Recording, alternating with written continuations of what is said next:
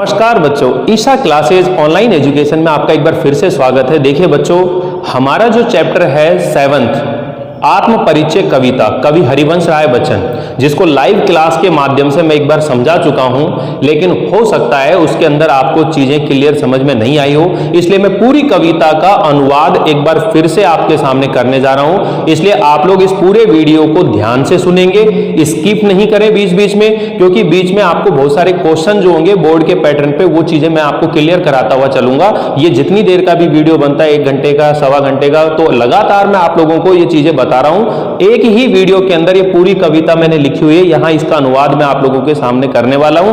अगर आप लोगों ने चैनल को सब्सक्राइब नहीं किया हुआ है तो एक बार चैनल को सब्सक्राइब जरूर कर दीजिए, ताकि आपको समय पर नोटिफिकेशन मिलते रहे। तो चलिए जानते हैं अपन आत्म परिचय कविता के बारे में। थोड़ा सा मैं आप लोगों को यहां दोहरान करवाना चाहता हूं, रिवीजन करवाना चाहता हूं कि देखिए, आत्म परिचय कविता के अंदर कवि हरिवंश राय बच्चन ने किस चीज का परिचय दिया है। सबसे पहले तो देखियो, आत्म का मतलब क्या होता है? स्वयं, और परिचय, आत्म परिचय यानी कि स्वयं का परिचय। और जब कोई व्यक्ति स्वयं का परिचय देता है तो उसे हम क्या कहते हैं? आत्मकथा कहते हैं एक तरह से। तो ये उनका एक गीत है जो उनके अपने जीवन शैली यानी कि जीवन को जीने का ढंग क्या है उसके बारे में इन्होंने ये कविता लिखी है। अगर आपसे कोई यह पूछे कि आत्म परिचय कविता का मूल भाव क्या है या आत्म परिचय कविता का प्रतिपाद्य क्या है, तो आप लोगों ने क्या बताना है कि आत्म परिचय कविता में कवि हरिवंश राय बच्चन ने स्वयं का परिचय देते हुए बताया है कि अपने आप को जानना इस दुनिया को जानने से ज्यादा कठिन होता है। इस दुनिया के साथ हमारा खट्टा मीठा संबंध होता है। हम चाहकर के भी इस दुनिया से अलग नहीं हो सकते, चाहे इस दुनिया में कोई हमें कितने भी कष्ट दे, कितने भी हमें ताने मारे, लेकिन हम चाहकर के भी इस दुनिया से अलग नहीं हो सकते। इस तरह कवि ने इस दुनिया के साथ अपने द्विधात्मक और द्वंद्वात्मक, दो शब्द हैं, ध्यान से समझिए। द्विधात्मक मतलब दो तरह के, द्विधात्मक मतलब दो तरह के, और द्वंद्वात्मक मतलब संघर्षात्मक जो संबंध हैं, उन चीजों को इस कविता के अंदर उन्होंने बताया है, उन्हें स्पष्ट किया है। अब सबसे पहली चीज तो आप ये क्लियर कर लीजिए, दुनिया क्या होती है। दुनिया क्या होती है? हर किसी की दुनिया अलग अलग होती है। मेरी दुनिया अलग दुनिया है, मैं अलग दुनिया में रहता हूं, आप अपनी दुनिया में रहते हो। हर व्यक्ति अपनी अपनी दुनिया में मस्त रहता है, और उसकी जो पहचान होती है, उसकी जो आइडेंटिटी होती है, उस दुनिया में होती है। अब दुनिया है क्या? सबसे पहले तो ये समझिए बच्चों, दुनिया का मतलब यहां पर इस पूरे संसार से मतलब नहीं है। दुनिया का मतलब यहां यह है जिसके अंदर व्यक्ति रहता है, यानी कि आपका फ्रेंड सर्किल, आपके रिश्तेदार, ठीक है ना, आपके यार दोस्त, आपका घर परिवार, जिसके अंदर हम ज्यादा से ज्यादा समय बताते हैं। ठीक है, तो कहने का मतलब क्या है बच्चों कि जहां हम रहते हैं, जिस दुनिया में हम रहते हैं, भाई आप विद्यालय में पढ़ते हो तो विद्यालय में आपकी जो क्लास है या आपका जो स्कूल है, उन्हीं बच्चों से आपकी जान पहचान होती है, और वहीं पर आपकी एक यूनिक आईडी बनती है। इसी तरह आप जिस मोहल्ले में रहते हो वो आपकी दुनिया है, जिस घर परिवार में रहते हो वो आपकी दुनिया है, जिन रिश्तेदारों से आपकी बातचीत होती है वो आपकी दुनिया है। यानी कि किन लोगों के सर्किल में हम रहते हैं, वही हमारी क्या होती है? दुनिया। अब उस दुनिया के साथ में, उस दुनिया के अंदर किसी के साथ तो हमारा प्रेम होता है, किसी के साथ हमारी शत्रुता होती है, किसी के साथ हमारी मित्रता होती है, कोई हमें अपना लगता है और कोई हमें पराया लगता है। उस दुनिया से बाहर हमारा कुछ भी नहीं है। तो हम उस दुनिया के अंदर कई बार कहते हैं झगड़े भी होते हैं, कई बार पिटते भी हैं, पीटते भी हैं, हर तरह की क्रियाकलाप चलते रहते हैं, लेकिन हम उस दुनिया से अलग नहीं हो सकते। हम कितनी भी कोशिश कर लें, अपनी उस दुनिया से अलग नहीं जाएंगे। आप अलग हो जाओगे, आपने अपने मोहल्ले को छोड़ दिया, आप दूसरी जगह जाओगे, वहां एक नई दुनिया बसाओगे, वहां भी लोग ऐसे ही मिलेंगे। आपने देखा ना कि शादी होती है, माँ बाप बच्चों की शादी करते हैं, और शादी के बाद में तलाक हो जाता है। क्यों हो जाता है? क्योंकि वो अपनी दुनिया बसा नहीं नहीं पाते हैं, एक दूसरे के साथ अपने विचार, अपना व्यवहार, अपनी आदतें जो हैं वो एडजस्ट नहीं कर पाते हैं। इस वजह से उनका जो संबंध होता है क्या हो जाता है, विच्छेद हो जाता है, यानी कि तलाक हो जाता है। और क्या गारंटी है कि वो तलाक होने के बाद में जिस दूसरे व्यक्ति के साथ में रहेंगे उनके साथ में उनकी बहुत अच्छी बन जाएगी? ऐसा नहीं है बच्चों। यानी कि आप अपने घर के अंदर जैसा व्यवहार करते हो, आप अपने विद्यालय के अंदर जैसा व्यवहार करते हो, जैसी आपकी आदतें हैं, आप चाहे लंदन में क्यों ना चले जाओ वहां भी आपकी वही आदतें होती है। तो यह जो आत्म परिचय कविता है यह आपको बहुत कुछ सिखाने वाली है, बहुत कुछ बताने वाली है। इसलिए आप इस पूरी कविता को बिना स्किप किए हुए एक एक बातों को समझते हुए चलेंगे ताकि हमें यह चैप्टर पूरी तरह से समझ में आ जाए। और ध्यान रखिएगा कि बोर्ड, आरबीएसई बोर्ड के अंदर यह चैप्टर बहुत महत्वपूर्ण है। इसके अंदर व्याख्या और परिचय आने की संभावना रहती है। पिछले 2-3 चैप्टर जो मैंने पढ़ाए हैं, कवि बिहारी जी का, या फिर मैंने आप लोगों को उसके बाद में कवि भूषण का और उषा कविता और ये आत्म परिचय, इनके बारे में बताया कि महत्वपूर्ण चैप्टर है। क्योंकि हर वर्ष कुछ चैप्टर जो होते हैं उसके अंदर 2 नंबर का क्वेश्चन आता है, फिर चेंज होकर उसी के अंदर अगली वर्ष 4 नंबर का क्वेश्चन आ जाता है। तो हमें जो 4-4 नंबर के क्वेश्चन है वो वाले चैप्टर दिमाग में लाने में आपको पूरा ब्लूप्रिंट समझा चुका हूं। जो पहली बार वीडियो मैंने आप लोगों के लिए बनाया था उसके अंदर ये 12th क्लास का पूरा ब्लूप्रिंट समझाया था कि किस तरह का पेपर पैटर्न होता है और आपके रजिस्टर में लिखा हुआ भी होगा। ठीक है, तो आप लोग इस चीज को ध्यान रखें। हम बात कर रहे थे आत्म परिचय कविता का मूल भाव। तो पहले मैं देखिए बहुत आहिस्ता से समझाऊंगा इसको, क्योंकि बहुत प्यार से मैं आप लोगों को चीजें समझाने वाला हूं। तो आत्म परिचय कविता का मूल भाव क्या है? आत्म परिचय कविता में कवि हरिवंश राय बच्चन ने स्वयं का परिचय देते हुए बताया है, अपने आप को जानना इस दुनिया को जानने से ज्यादा कठिन है। अब देखिए बच्चों, हम अपने आप को कितना जानते हैं? हम अपने दोस्त के बारे में बता सकते हैं, अपने रिश्तेदारों के बारे में बता सकते हैं, अपने माँ बाप के बारे में बता सकते हैं, अपने गुरुजनों के बारे में बता सकते हैं कि उनके अंदर अच्छाई क्या है और उनके अंदर बुराई क्या है। यानी कि हम दिन भर पड़ोसियों के बारे में सोचेंगे, अपने यार दोस्तों के बारे में सोचेंगे, इस दुनिया के बारे में सोचेंगे, अपने बारे में सोचना भूल जाते हैं लोग। खुद को ऐसा लगता है कि मैं तो इस दुनिया का सबसे बढ़िया इंसान हूं, मेरे अंदर कोई बुरी आदत नहीं है, सब सामने वाले व्यक्ति के अंदर ही है। दूसरे व्यक्ति को, इस दुनिया को हम लोग बहुत जल्दी पहचान जाते हैं, अपने आप को कभी जानने की कोशिश नहीं करते। तो कवि हरिवंश राय बच्चन इस कविता के माध्यम से आपको यह समझाना चाहते हैं कि सबसे पहले आप अपने आप को पहचानो। आपकी पहचान क्या है? आपकी जो पहचान है, आप जिस परिवेश में रहते हो वहां पर आपकी क्या पहचान है, क्या यूनिक आईडी है, लोग आपके बारे में क्या सोचते हैं, कैसा व्यवहार है आपका, कैसी आदतें हैं, वहां आपको सोचना है। तो कवि हरिवंश राय बच्चन क्या कह रहा है? अपने आप को जानना दुनिया को जानने से ज्यादा कठिन है। दुनिया अपने व्यंग्य बाणों से, अपने शासन प्रशासन से चाहे कितना भी कष्ट दे, किंतु मनुष्य चाहकर के भी इस दुनिया से अलग नहीं हो सकता। ठीक है, और इसी के साथ उन्होंने बताए अपने द्विधात्मक और द्वंद्वात्मक, यानी कि 2 तरह के संबंध और संघर्षात्मक जो संबंध है उनको इस कविता के माध्यम से उन्होंने बताया है कि हर व्यक्ति का जो चेहरे होते हैं इस दुनिया के अंदर अलग अलग होते हैं।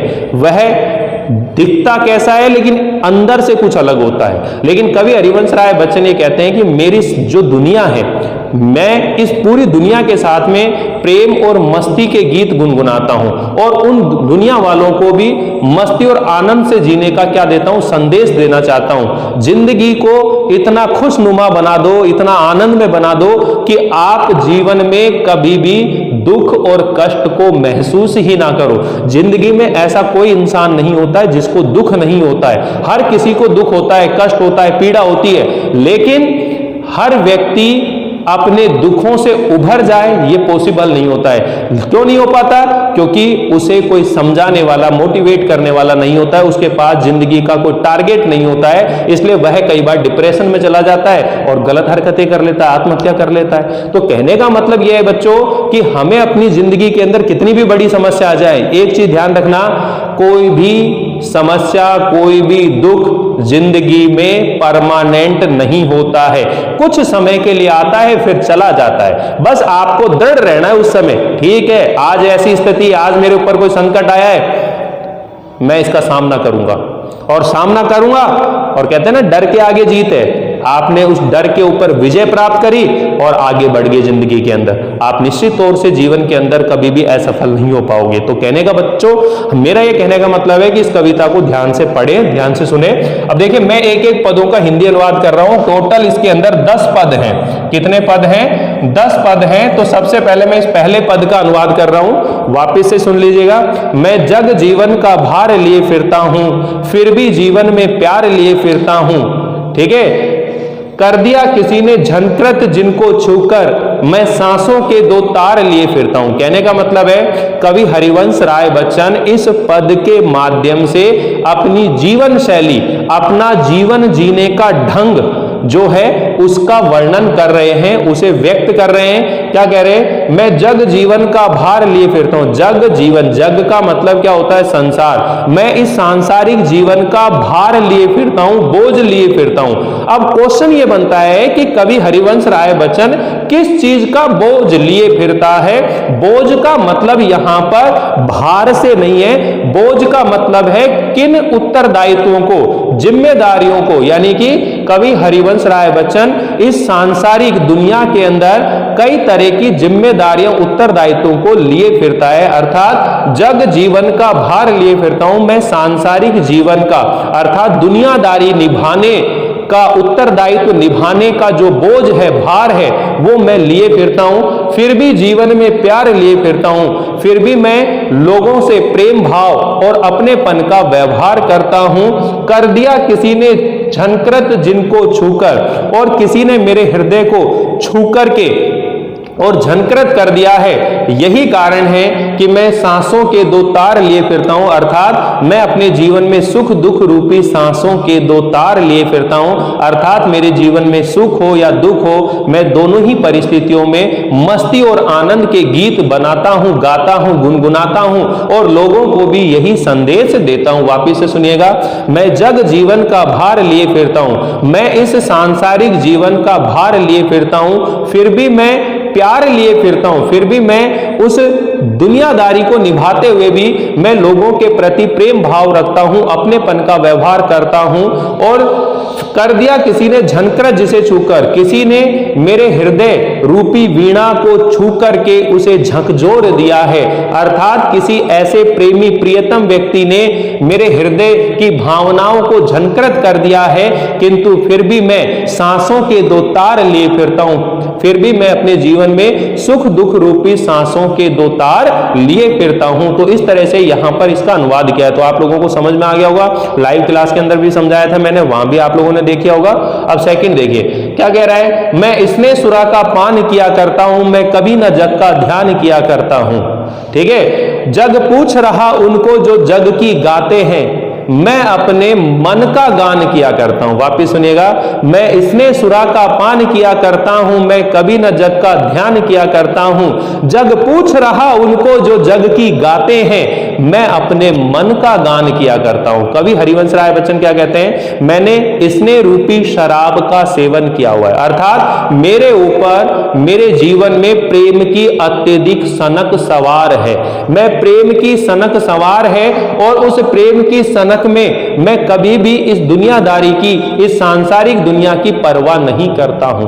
क्योंकि जग पूछ रहा उनको जो जग की गाते हैं, क्योंकि ये सांसारिक लोग तो उन लोगों को पूछते हैं, उन लोगों को सम्मान देते हैं जो उनके स्वार्थ की और मतलब की बात करता है, किंतु मैं अपने मन की जो भावनाएं हैं, मेरे मन के जो विचार हैं, मैं उन्हीं को ही गीतों के रूप में व्यक्त करता हूं, उन्हीं को ही कविताओं के रूप में अभिव्यक्त करता हूं। मैं अपने मन की भावनाओं को ही व्यक्त करता हूं, मैं दूसरों की परवाह नहीं करता। तो वापिस सुनिएगा इसको, मैं स्नेह सुरा का पान क्या करता हूं। अब सुरा का मतलब क्या है बच्चों? शराब। यानी कि जिस तरह को शराबी व्यक्ति शराब के नशे के अंदर इतना मस्त हो जाता है कि वह दुनियादारी की परवाह नहीं करता है कि सांसारिक लोग उसके विषय में क्या कहते हैं, क्या बोल रहे हैं। ठीक है, वो अपने उस नशे में क्या रहता है? मस्त रहता है। ठीक है। उसी तरह कवि हरिवंश राय बच्चन के ऊपर किस चीज का नशा है? प्रेम का नशा है। कवि क्या कह रहे हैं कि मैंने प्रेम रूपी शराब का सेवन किया हुआ, अर्थात मैं प्रेम के नशे में डूबा रहता हूं, अर्थात मुझ पर प्रेम की अत्यधिक सनक सवार रहती है और उस प्रेम की सनक में मैं मस्त होकर कभी भी सांसारिक लोगों का, जग का ध्यान नहीं करता, उनकी परवाह नहीं करता। क्यों? जग पूछ रहा उनको जो जग की गाते हैं, क्योंकि ये सांसारिक लोग तो उसी व्यक्ति को सम्मान देते हैं जो इस संसार की जैसी स्वार्थ की बातें करता है, उन्हीं लोगों को मान सम्मान देते हैं। लेकिन मैं अपने मन का गान किया करता हूं। मैं कवि हरिवंश राय बच्चन, मैं तो अपने मन की जो प्रेमपूर्ण बातें हैं, मेरे मन की जो प्रेमिल भावनाएं हैं, मैं उन्हीं का ही गुणगान करता हूं अपनी गीतों के माध्यम से, कविताओं के माध्यम से। तो समझ में आ गया होगा बच्चों। यहां पर ये जो दोनों पद है, इसके अंदर आप ये लिख सकते हो, प्रसंग जब लिखोगे तो प्रसंग में लिखेंगे कि प्रस्तुत पद्यांश हमारी पाठ्य पुस्तक सृजन के पाठ आत्म परिचय कविता शीर्षक से उद्धृत है। इसके रचयिता कवि हरिवंश राय बच्चन है। इस पद्यांश में कवि हरिवंश राय बच्चन ने स्वयं का परिचय देते हुए अपनी जीवन शैली, अपना जीवन जीने का ढंग का वर्णन किया है। समझ में है ना? और फिर आप लोग व्याख्या कर देंगे, मैं इसने सुरा का पान किया करता हूं, मैं कभी न जग का ध्यान किया करता हूं, जग पूछ रहा उनको जो जग की गाते हैं, मैं अपने मन का गान किया करता हूं। चलिए आगे देखिए। मैं निज उर के उद्गार लिए फिरता हूं, मैं निज उर के उपहार लिए फिरता हूं।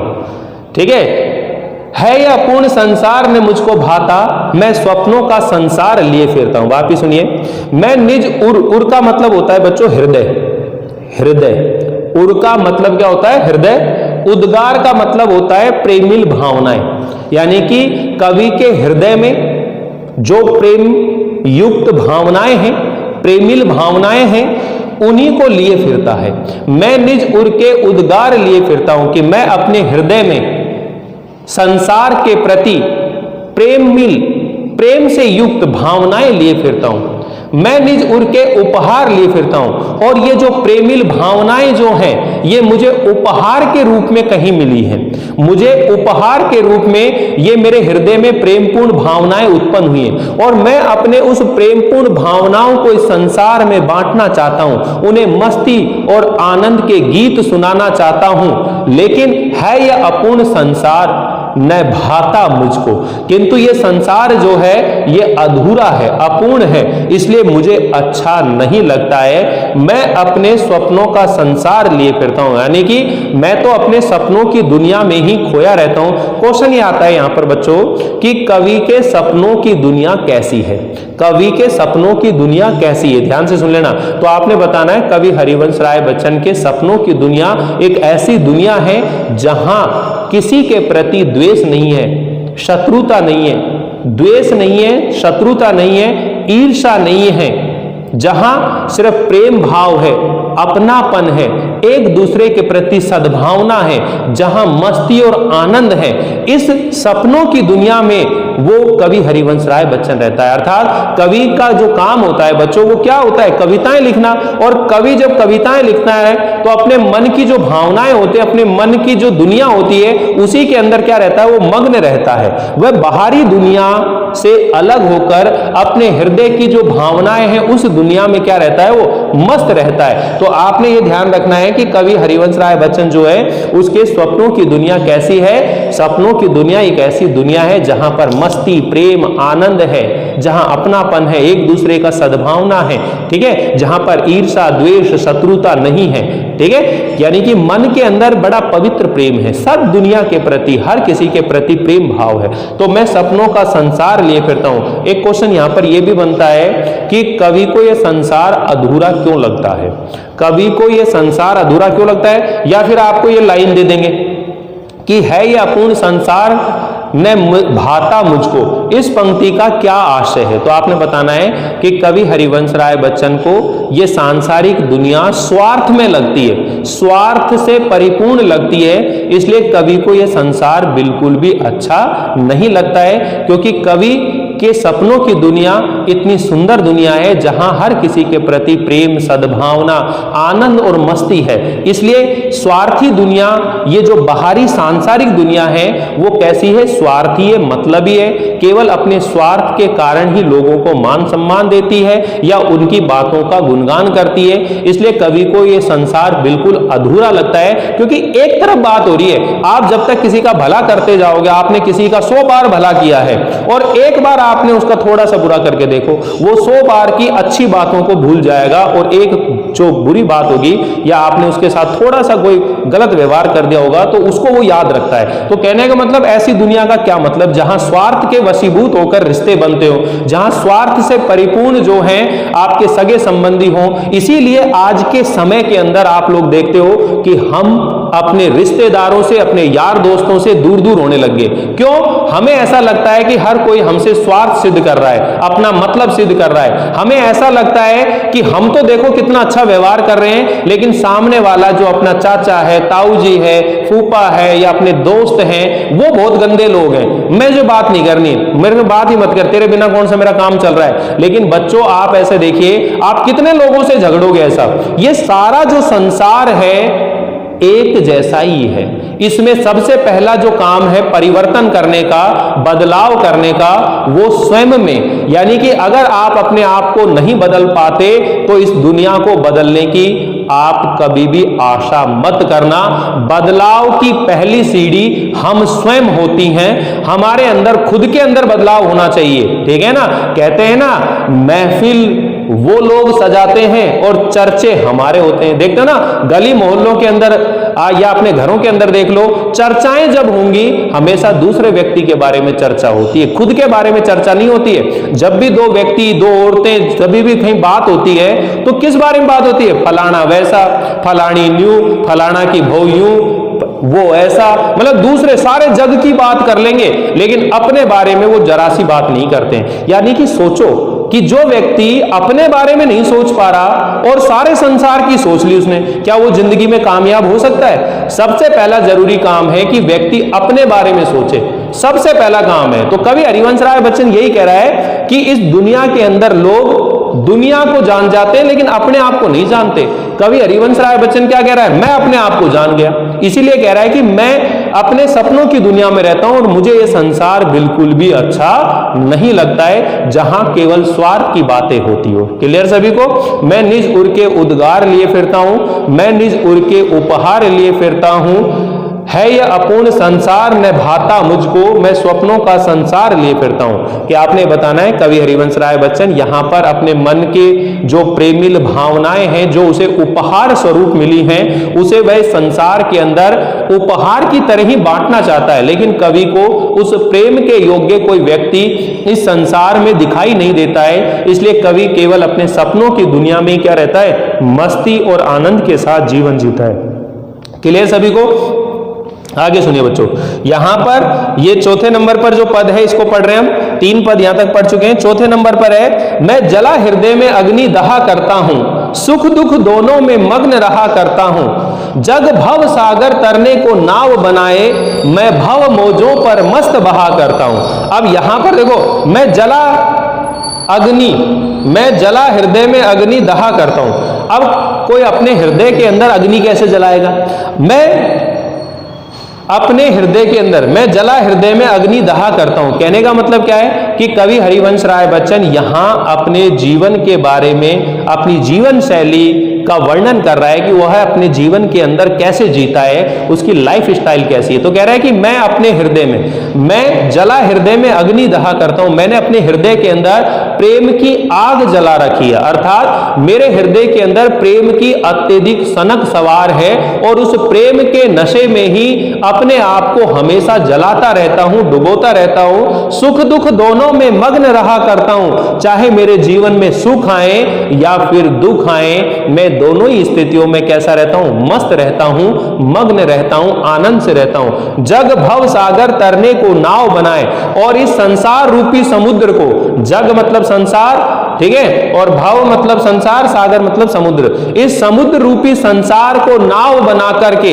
इस संसार रूपी समुद्र को पार करने के लिए मैं मस्ती और आनंद के गीतों की नाव बनाकर और उसे झूमते हुए पार करता हूं। मैं भव मौजों पर मस्त बहा करता हूं। मैं इस समुद्र की लहरों पर, इस समुद्र रूपी संसार की लहरों पर मस्ती और आनंद में झूमते हुए जीवन में आगे बढ़ रहा हूं। अर्थात हमारा जो ये सांसारिक जीवन है बच्चों, जब मनुष्य का जन्म होता है इस धरती पर, तो चाहे तो वह रो धो करके जिंदगी निकाल ले या फिर अपने जीवन को सुख और आनंद में बना ले। मैंने आपको कितनी बार कहा है कि इस जिंदगी में ना तो सुख है ना दुख है, सब हमारे मन का वहम है। हम सोचें कि हम कहीं ऐसी जगह चल जाएं जहां सुख ही सुख मिलेगा, गलत फहमी। कभी जिंदगी में इस दुनिया के किसी भी कोने में सुख नहीं है। जिंदगी में हर जगह दुख ही दुख भरे हुए हैं। कारण, क्योंकि दुख का असली वजह जो होता है वो व्यक्ति स्वयं होता है, क्योंकि उसके मन के अंदर तरह तरह की इच्छाएं होती हैं। उसकी इच्छाएं जिंदगी में शांत नहीं होने वाली। वो जहां भी जाएगा अपने मन में नई इच्छा पैदा करेगा, और जब इच्छा की पूर्ति नहीं होती है, जो चीज वो चाहता है वो काम नहीं होता है, तो फिर उसे दुख होता है, कष्ट होता है। और दुख और कष्ट कौन से लोग पहुंचाएंगे? आपके अपने ही पहुंचाएंगे। कोई पराया व्यक्ति आपको दुखी नहीं कर सकता। आपको अपने लोग ही क्या करते हैं? दुखी करते हैं, क्योंकि प्रेम होता है ना। जहां प्रेम होता है वहां झगड़े भी होंगे, वहां रूठते भी हैं, वहां मनाते भी हैं, सारे काम होते हैं। इसलिए जब व्यक्ति यह सोच लेता है कि मेरा फला व्यक्ति के बिना काम नहीं रुकने वाला, तो फिर धीरे धीरे दूरियां बनना शुरू हो जाती हैं। दूरियां बनना शुरू हो जाती हैं तो लोग हमसे बिछड़ना शुरू हो जाते हैं। तो किसी को अपना बनाए, जैसे आपको पहले मैंने बताया, रूठे सुजन मनाइए जो रूठे सो बार, फिर फिर पोइए टूटे मुक्ता हार। यानी कि सज्जन व्यक्ति अगर 100 बार रूठ जाते हैं तो उनको मना लेना चाहिए। यही जिंदगी का दस्तूर है। अगर आपको जिंदगी आनंद से जीनी है, मस्ती से जीनी है, तो अपनी जिंदगी को एक गीत की धुन बना लो। अपने जीवन को एक गीतों की धुन बना लो। एक गीतों के अंदर जैसे सुर चलता है, ऐसे अपनी जिंदगी को एक ट्रैक पर आप शुरू कर दे। देखिए बच्चों, आप जिस एज अवस्था में हैं, जिस एज ग्रुप में हैं, आपको अपनी जिंदगी के 5 साल मेहनत करने हैं। आपको ग्रेजुएशन करने तक मेहनत करनी है। अब ये ध्यान रखिए, आपने अपनी जिंदगी के 5 साल अपने ऊपर इन्वेस्ट करे, आपने खुद के ऊपर इन्वेस्ट करे, तो आने वाले 50 साल आप जिंदगी में सुख और आनंद की जिंदगी जियो। अगर आपने ये 5 साल वेस्ट कर दिए तो आपकी जिंदगी कष्ट और दुखों में व्यतीत होगी। आपने अपने बड़े बुजुर्गों को सुना होगा, काश मैं पढ़ लेता, काश मैंने ये काम नहीं किया होता। क्या फिर हम पुराने रोने रोते हैं? मेरे पापा यहां काम करते थे, उन्होंने जवानी में वो चीज छोड़ दी। अगर करते रहते तो पता नहीं आज हम कितने अमीर होते। हर व्यक्ति अपने अतीत को रोता रहता है, लेकिन अपना जो वर्तमान चल रहा है उसमें कभी मेहनत नहीं करता है। वो वर्तमान के बारे में नहीं सोचता है, ना वर्तमान में जिंदगी जीता है, ना वर्तमान में सोचता है। या तो फ्यूचर की प्लानिंग करेगा। आते हैं ना इंश्योरेंस वाले, सपोज करो एक्सीडेंट हो गया तो कैसे इलाज कराओगे? उनकी पहली लाइन मतलब भविष्य को डराते हैं, और अतीत को जब भी याद करोगे तो दुखी रहोगे।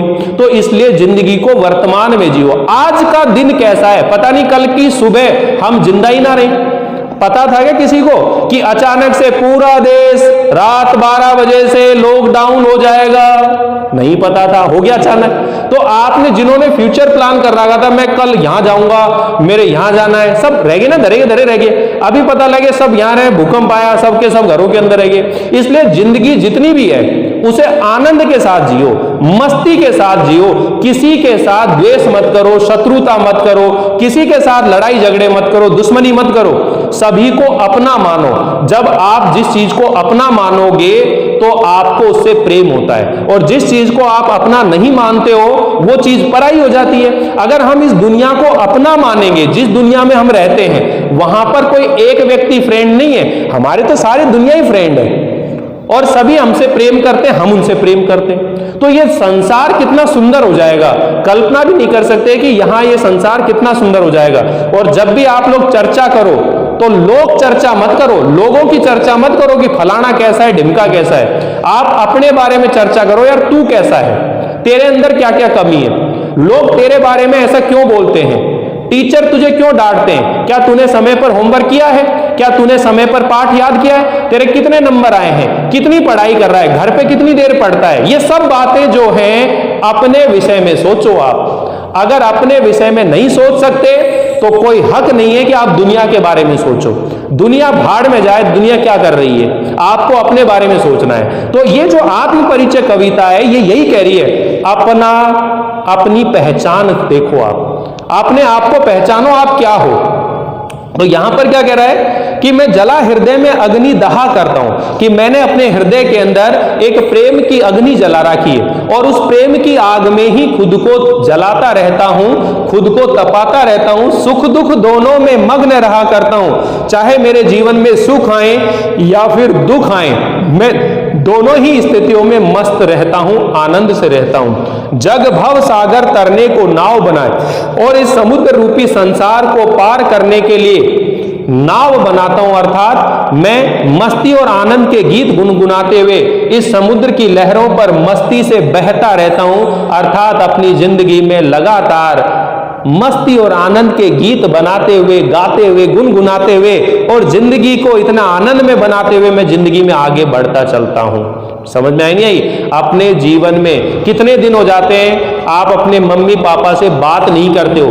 कितने दिन हो गए आप अपनी मम्मी पापा के गले ही नहीं मिले हो? कितनी बड़ी बात है कि जिन माँ बाप ने आपको जन्म दिया उनके साथ बैठ करके 2-4 मिनट बात ही नहीं करते हो, अच्छा ही नहीं लगता आपको। और ऐसे ही माँ बाप हो जाते हैं, माँ बाप को भी फुर्सत नहीं है, माँ बाप इतने व्यस्त हो जाते हैं कमाने में, बच्चों के ऊपर ध्यान नहीं देते हैं। तो गलतियां दोनों तरफ से ही है। अगर हम परिवार के अंदर एकजुट रहना चाहते हैं तो एक दूसरे का हाथ थाम करके, एक दूसरे को समय दे करके, एक वक्त बैठ करके, खाना खा करके चर्चा करो अपने बारे में। बेटा क्या कर रहा है? पेरेंट्स का भी दायित्व है, बच्चों का भी दायित्व है। पिताजी आपको कोई तकलीफ तो नहीं है? आपको मेरी वजह से परेशानी तो नहीं हो रही है? बेटी है घर के अंदर, वो भी बात करे। यानी कि परिवार कितना खुशहाल हो जाएगा, मजे आ जाएंगे, आनंद आ जाएंगे अगर सब लोग इस तरह से एक दूसरे का ख्याल रखने लग जाएंगे। मम्मी आपकी तबीयत खराब है, कोई बात नहीं, आप आराम करो, आज मैं खाना बना देता हूं, आज मैं बर्तन मांज देता हूं। क्या लड़का काम नहीं करता? लड़का काम कर देते हैं, क्या दिक्कत है? कभी शर्म नहीं करनी चाहिए इन चीजों के अंदर। अगर आप एक अच्छे बेटा हो तो जीवन के अंदर आप एक अच्छे इंसान भी बन जाओगे। सबसे ज्यादा जरूरी है, शिक्षा से ज्यादा जरूरी है एक अच्छा इंसान बनना। तो कवि हरिवंश राय बच्चन जो है इस कविता के माध्यम से यही बात आपको समझाना चाहता है कि मैं अपने हृदय के अंदर एक प्रेम की सनक सवार है, उस प्रेम में पूरी तरह मग्न रहता हूं और मैं सुख और दुख की कभी परवाह नहीं करता कि मुझे सुख मिलेगा या दुख मिलेगा। मैं तो जहां स्थान मिलता है, जैसा स्थान मिलता है, वहां अपने मस्ती के गीत गुनगुनाता हूं, आनंद से रहता हूं और ये समुद्र रूपी जो संसार है इसे अपने मस्ती और आनंद के साथ, इसकी लहरों पर बैठ करके बड़े आनंद के साथ आगे बढ़ता चलता हूं। समझ में आया नहीं आया बच्चों? तो बहुत प्यारे पद यहां पर हरिवंश राय बच्चन ने कविता लिखी है।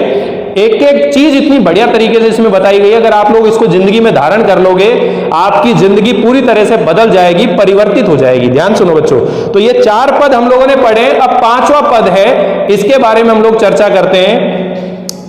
मैं यौवन का उन्माद लिए फिरता हूं, उन्मादों में अवसाद लिए फिरता हूं, जो मुझको बाहर हंसा रुलाती भीतर, मैं हाय किसी की याद लिए फिरता हूं। देखो याद जो होती है ना, स्मृति, यादें हर किसी को सताती है, हर किसी को किसी ना किसी की याद होती है अपने हृदय के अंदर, क्योंकि जो यादें होती है ना वही तो हमें हंसाती हैं और वही हमें रुलाती हैं। याद आ रही है ना, अभी घर में बैठे हो गुमसुम, बेटा क्या बात है, क्यों उदास बेटा है? पापा दोस्त की याद आ रही है, फलाने की याद आ रही है, फ्रेंड की याद आ रही है, हैं? आप माँ बाप से दूर रहे, कहीं कमरा लेकर आपको पढ़ाने के लिए छोड़ दिया, आप बाहर रहने लग गए, वहां पर उदास, घर की बहुत याद आ रही है, मेरी मम्मी की याद आ रही है।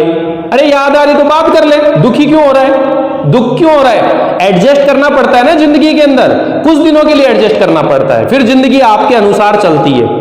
अगर आप जिंदगी के अनुसार 4-5 साल चलते हो, जिंदगी जैसा आपको चला रही है, जैसा गाइड कर रही है आपको, उसके अनुसार चलते हो, तो फिर आप जिंदगी को अपने अनुसार चलाना शुरू कर दोगे। तो कवि हरिवंश राय बच्चन देखिए यौवन अवस्था की बात कर रहा है कि यौवन अवस्था, यौवन काल जीवन का स्वर्णिम काल होता है। जिंदगी की सबसे ज्यादा ऊर्जा जिंदगी की सबसे ज्यादा ताकत, शक्ति अगर किसी चीज में है तो वो है युवा अवस्था में, यौवन काल में। यौवन काल, किशोर अवस्था, यानी कि जिस एज ग्रुप में आप लोग हो, 9 से लेकर 12 तक का जो स्टैंडर्ड होता है, यहां पर माँ बाप भी बहुत बड़ी गलती करते हैं। पेरेंट्स भी अपने बच्चों के ऊपर ध्यान देना छोड़ देते हैं। जब वो 7वीं 8वीं तक होते हैं तो एक एक चीज ध्यान रखते हैं, बेटा कहां जा रहा है, कौन सा दोस्त है, बात करा। लेकिन जब बड़ा हो जाता है तो माँ बाप भी थोड़ी ढील दे देते हैं कि अब बच्चा बड़ा हो गया है, उसका इंटरफेयर कम कर देते हैं, लड़कियों पर पाबंदी बढ़ा देते हैं, लड़कों को आजाद छोड़ देते हैं। ठीक है, ये बहुत बड़ा समाज के अंदर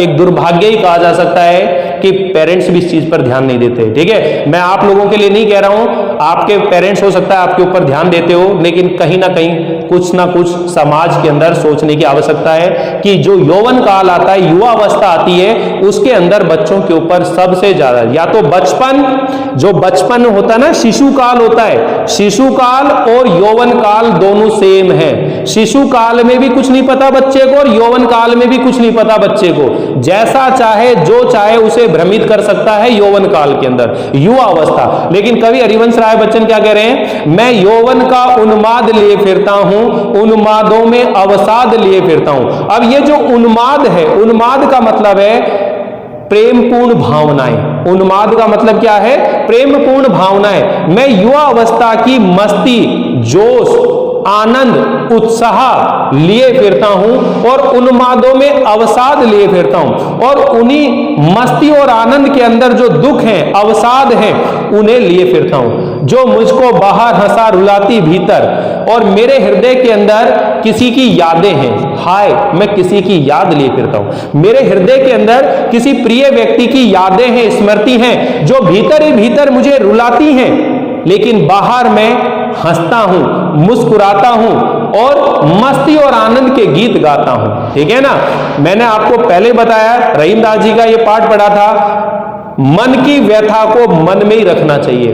अपने मन के दुखों को, अपने मन की पीड़ा को कभी भी दूसरों के सामने व्यक्त नहीं करना चाहिए, क्योंकि इस संसार में लोग जिस सांत्वना से, तसल्ली देकर आपसे पुचकार के बातें पूछते हैं, फिर बाद में आपका मजाक बनाते हैं। इसलिए अपने दुखों को अपने दिल में रखना चाहिए और हमेशा हर किसी के सामने हंसते हुए रहना चाहिए, आनंद से रहना चाहिए, अपनी जिंदगी को निराश बन बनाओ। ठीक है, इसके लिए अपन कहते हैं ना, जैसे कई बार कहते हैं, एक कहानी सुनाता हूं मैं आप लोगों को, इसके लिए इस पद को भी पढ़ेंगे, पहले एक कहानी सुनिए। एक राजा था, उस राजा की सेवा करने के लिए एक नाई आता था, रोज आता था, उसके बाल संवारने के लिए, शेविंग करने के लिए, उसकी मालिश करने के लिए एक नाई आता था रोज।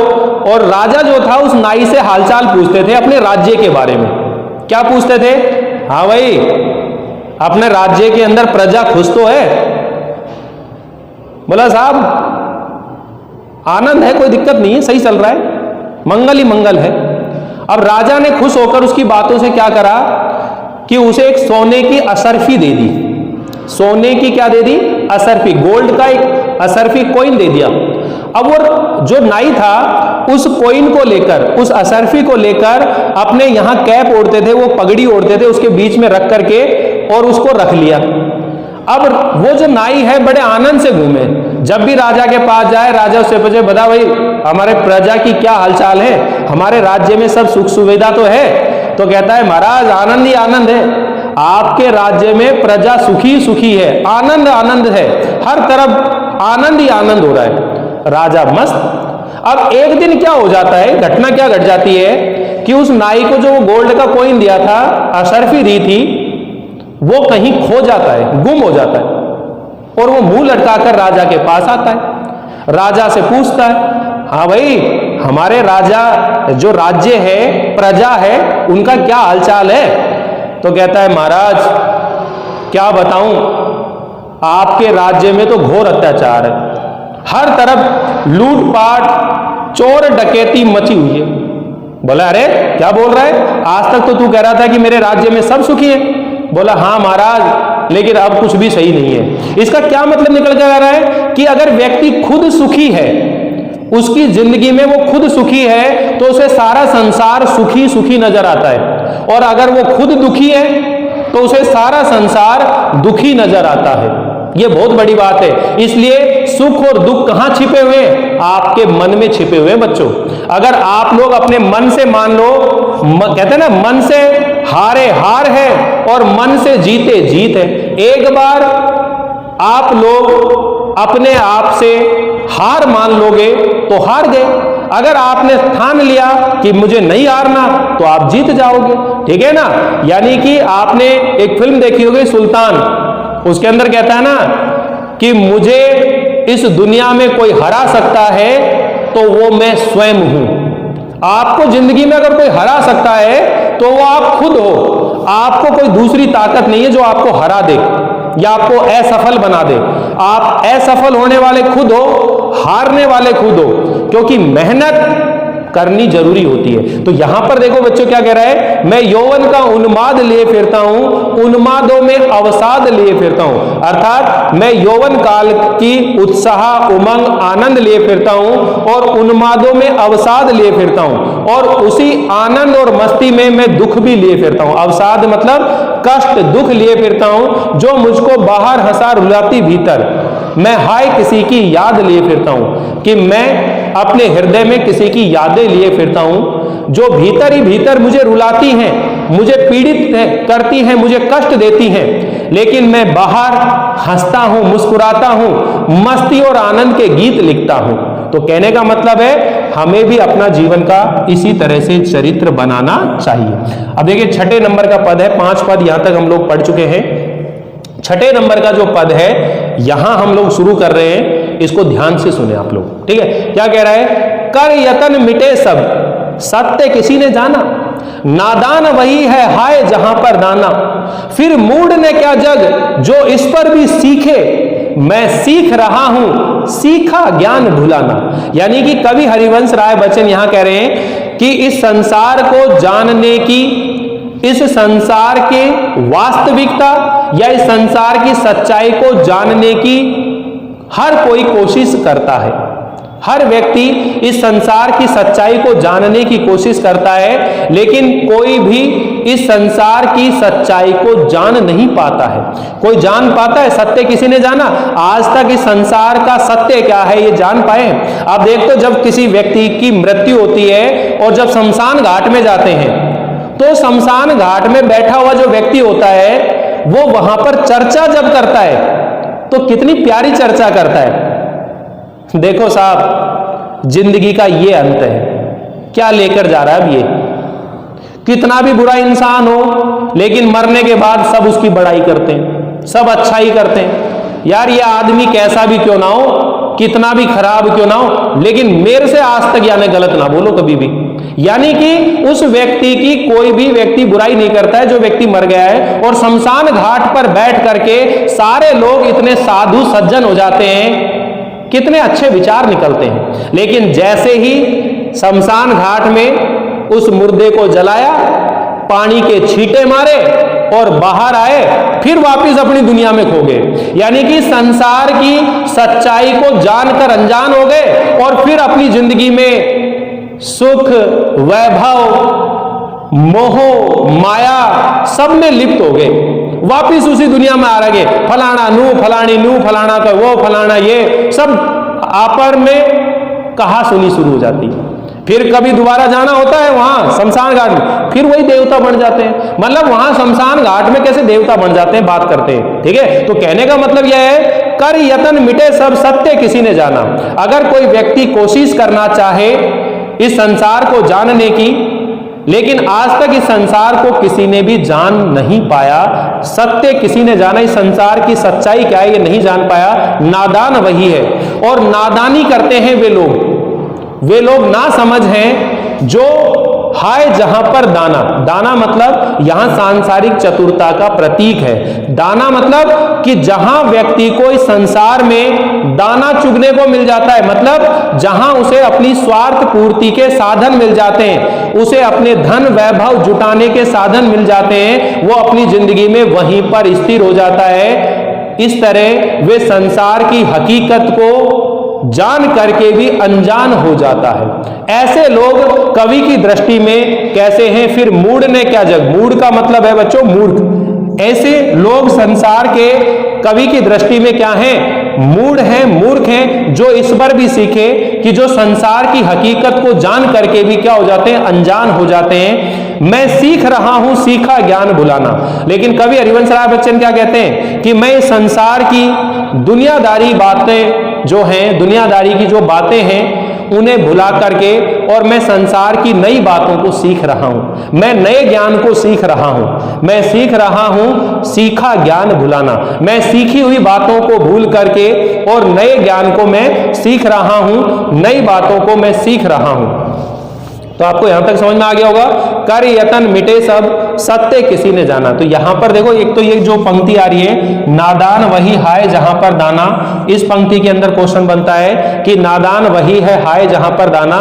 यहां पर जो दाना शब्द है इसका क्या आशय है? ठीक है, तो आपने बताना है कि दाना शब्द सांसारिक चतुरता का प्रतीक है, अर्थात इस संसार में जहां व्यक्ति को दाना चुगने का अर्थात धन वैभव ऐश्वर्य एकत्रित करने के साधन जुटाने का अवसर मिल जाता है, वो व्यक्ति अपने जीवन में उसी स्थान पर क्या हो जाता है? स्थिर हो जाता है, लिप्त हो जाता है। ऐसे लोग क्या होते हैं? ना समझ होते हैं, जो संसार की हकीकत को जान करके भी अनजान हो जाते हैं। ठीक है, आगे सुनिए बच्चों, ये देखिए, ये वाला पद बहुत अच्छा है। क्या कह रहा है? मैं और जग और कहां का नाता, मैं बना बना कितने जग रोज मिटाता, जग जिस पृथ्वी पर रहकर जोड़ा करता वैभव, मैं प्रति पग से उस पृथ्वी को ठुकराता।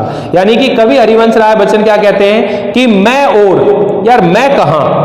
कवि मैं और से तात्पर्य है, कवि कहता है मैं संसार से बिल्कुल अलग हूं, मेरे विचार मेरे मन की भावनाएं इस संसार से अलग हैं। और जग और दूसरी तरफ जग और का आशय है कि ये सांसारिक लोग स्वार्थी हैं, स्वार्थ के वशीभूत होकर दुनियादारी निभाने में लगे हुए, इसलिए मुझ में और इस संसार में कोई संबंध नहीं है, कोई नाता नहीं है। अब ये जो पहली पंक्ति है बच्चों, मैं और जग और कहां का नाता, इस पंक्ति का आशय स्पष्ट कीजिए, ये पूछा जाएगा। तो आपसे बताना है कि इस पंक्ति में ये जो और शब्द आ रहा है 3 बार आ रहा है, 1 2 3, और शब्द 3 बार आ रहा है। ठीक है, मैं और का तात्पर्य कवि अपने बारे में बताते हैं कि वह इस संसार से अलग हैं, उसके मन के अंदर प्रेमपूर्ण भावनाएं हैं। और जग और का आशय है, कवि सांसारिक लोगों के विषय में बताते हैं कि वो स्वार्थी और मतलबी है। और इन दोनों वाक्यों के बीच में आने वाला जो और शब्द इन दोनों को जोड़ रहा है, संयोजक का काम कर रहा है। इस तरह और शब्द का अलग अलग अर्थ में प्रयोग करके यमक अलंकार का बहुत सुंदर प्रयोग यहां पर किया गया है। तो आप लोगों को ये उत्तर बताना है। ठीक है, मैं और जग और कहां का नाता, मैं बना बना कितने जग रोज मिटाता, मैं रोजाना ही कितने ही संसार बनाता हूं, और जब उस संसार में मैं अपने हृदयगत भावनाओं को नहीं पाता हूं या उसमें कोई कमी या दोष रह जाता है, तो मैं उसे मिटाकर उसके स्थान पर दूसरी कविता लिखने लग जाता हूं। इस तरह मैं न जाने कितने संसार बनाता हूं और कितने ही मिटाता हूं। तो क्वेश्चन यहां पर भी बनेगा, संसार बनाने और मिटाने का क्या आशय है?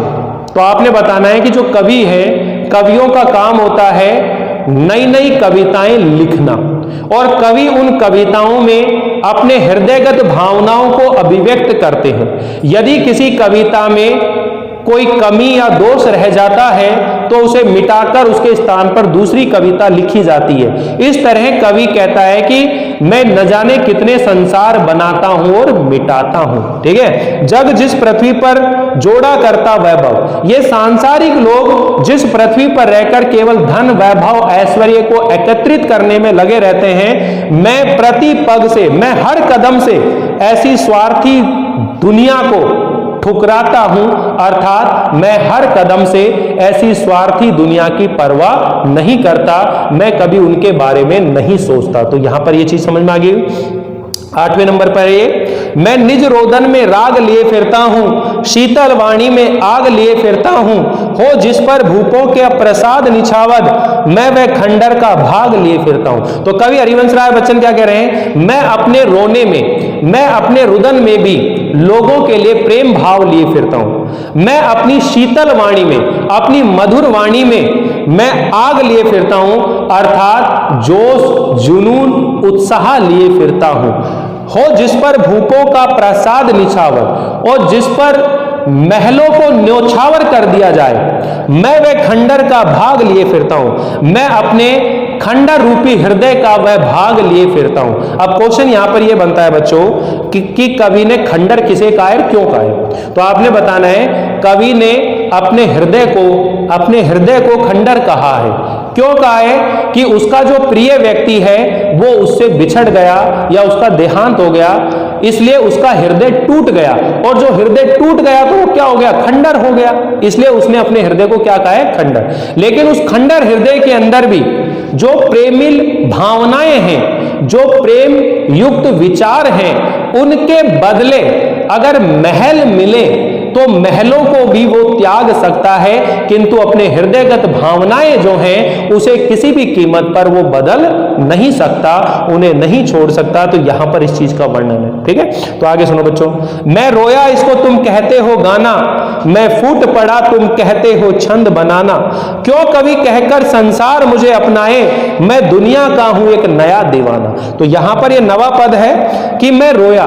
कवि हरिवंश राय बच्चन कहते हैं कि जब मैं रोया, अर्थात अपने दुख से व्याकुल होकर, अपने दुखों से, कष्टों से बेचैन होकर मैंने जो गीत लिखे, अर्थात कई बार जब कवि या गीतकार कोई गीत लिखता है तो वो अपने हृदयगत जो दुख और कष्ट होता है उसे गीतों में भावनाओं के रूप में अभिव्यक्त कर देता है। ठीक है, तो कवि इसी चीज को यहां पर बता रहा है कि मैं रोया इसको तुम कहते हो गाना।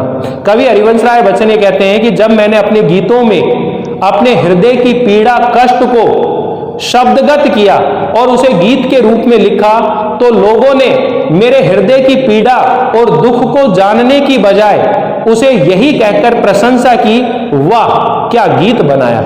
मैं फूट पड़ा तुम कहते हो छंद बनाना, और जब मैं अत्यधिक आवेग से भर करके मैं अपने हृदय के दुखों को व्यक्त कर रहा था, तब भी लोगों ने मेरी प्रशंसा में यही कहा कि वाह क्या छंद बनाया है।